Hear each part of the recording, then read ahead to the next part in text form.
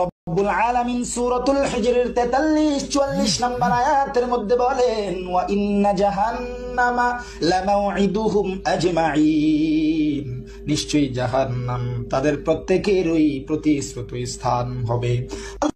এ বন্ধু, হাফিজুরের দালালি ছাড়ো।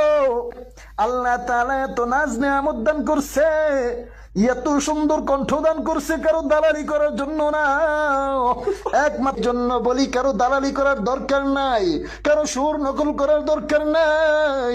আল্লাহ তোমার যে সুর দিছে ওই সুরটা নিয়ে সন্তুষ্ট থাকো। এরে তুই যে আমারে নসিহত করলি, তোর গলায় তো হাফিজুরের আওয়াজ শোনা যায়।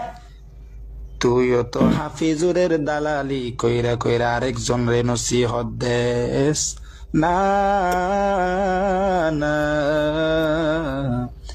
আরেকজনের দালালি কইরা কইরা অন্য জন রে নসিহত দিস না। ভালো হয়ে যাও।